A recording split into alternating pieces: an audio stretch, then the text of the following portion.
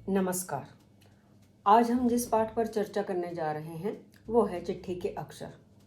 हालांकि आजकल चिट्ठियां लिखने का ज़माना तो रहा ही नहीं, लेकिन फिर भी आपके एग्ज़ाम में पत्र लेखन आता है जो कि 5 नंबर का होता है।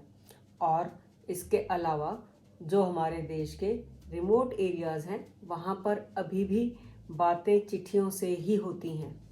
तो खैर, एक दिन लेखक को सुबह चिट्ठी मिली जिसमें किसी संपादक ने उनसे अपने अखबार के लिए कोई कविता भेजने के लिए कहा था। संपादक का नाम था महिपाल सिंह। अब लेखकों के पास चिट्ठियां आती ही रहती हैं, उनके जो फैंस होते हैं उन्हें चिट्ठियां लिखा करते हैं। लेकिन इस चिट्ठी ने लेखक का मन एकदम से अपनी ओर खींच लिया। उसका कारण था उस चिट्ठी की लिखावट। उस चिट्ठी की लिखावट इतनी सुंदर थी कि लेखक के मुंह से अचानक निकला, वाह क्या लिखावट है। जब हम भी कोई भी सुंदर चीज़ देखते हैं तो हमारे मुंह से वाह अपने आप ही निकल जाती है। खैर, लेखक ने कविता भेज दी और वो अखबार में छप भी गई। वो अखबार भी उनके पास आया तो लेखक ने देखा कि पूरे 32 पेज का अखबार था। 32 पता है ना, 32। लेखक को अखबार बड़ा अच्छा लगा क्योंकि उसमें बड़े ही सुंदर तरीके से गांव की, किसानों की बातें छपी हुई थी। इसके बाद तो सिलसिला चल निकला। महिपाल सिंह कभी लेखक से कहानी मांगते थे, कभी कविता मांगते थे और लेखक उनको भेज देते थे।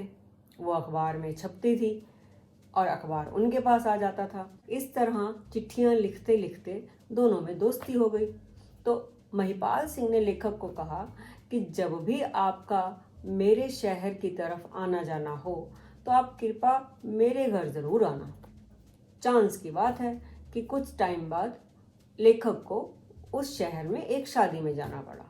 तो लेखक ने महिपाल सिंह को बता दिया कि मैं आ रहा हूँ शादी में और आपसे मिलने भी आऊँगा। खैर, लेखक गए। शादी से जब फ्री हो गए तो महिपाल सिंह के घर गए और वहाँ गए तो जब महिपाल सिंह को देखा बड़े ही हैरान परेशान, क्योंकि उनका जो राइट हैंड था, दाहिना हाथ था, वो तो कंधे तक कटा हुआ था। अब लेखक बड़े सोच में पड़ गए। उनके दिमाग में कई प्रश्न आने लगे। भाई, क्या ये आदमी था जिसकी लिखावट इतनी सुंदर थी? क्या कोई अपने लेफ्ट हैंड से इतना अच्छा भी लिख सकता है?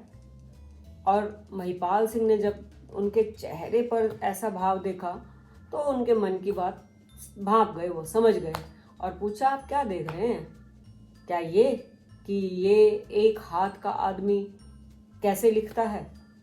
तो लेखक ने कहा, हाँ आप बिल्कुल ठीक कह रहे हैं। तो बताइए ज़रा क्या हुआ। पाल सिंह ने उन्हें बताया कि अब उनकी उम्र है 55 साल, 55 ईयर्स, और 40 साल की उम्र तक वो फौज में काम करते थे। बड़ा सटीक निशाना था उनका, यानी बिल्कुल ठीक निशाना था। दोनों हाथों से अच्छा निशाना रखता था।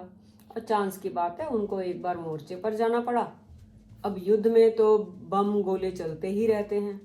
तो महिपाल सिंह जब शत्रु को अपनी गोलियों का निशाना बना रहे थे तो उनके पास ही एक बम आकर फटा और उनका जो राइट हैंड था वो कंधे तक उड़ गया।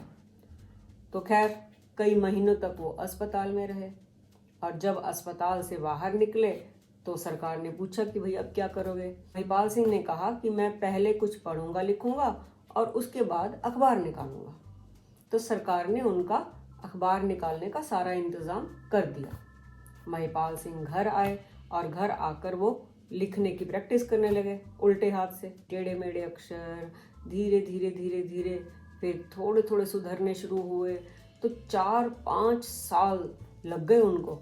4-5 साल बहुत होते हैं। 4-5 साल तक लिखते लिखते उनकी लिखावट इतनी सुंदर हुई थी।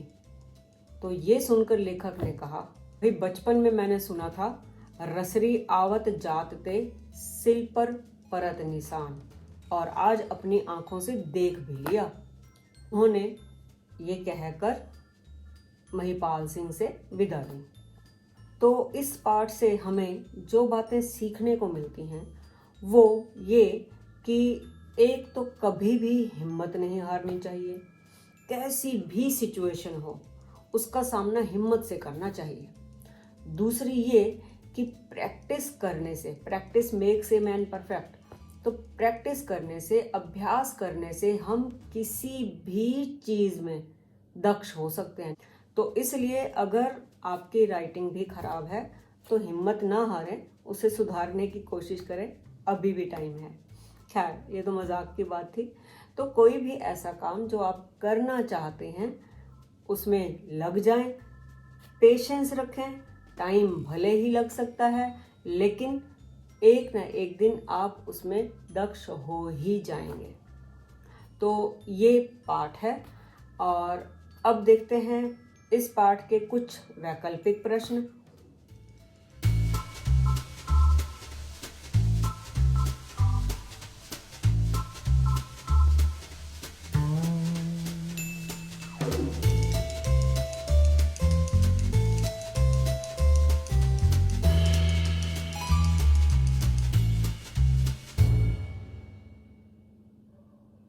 ये रहा पाठ का बाकी अभ्यास कार्य।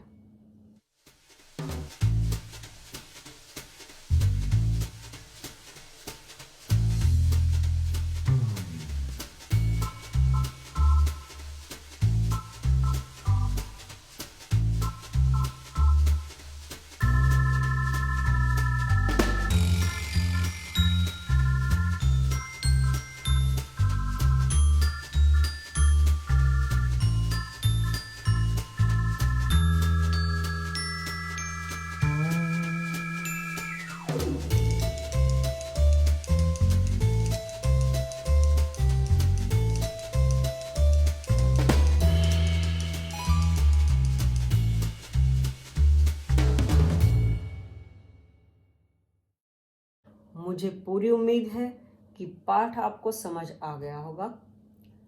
जल्दी ही मिलते हैं नए पाठ के साथ। तब तक पढ़ते रहें और अपना ध्यान रखें।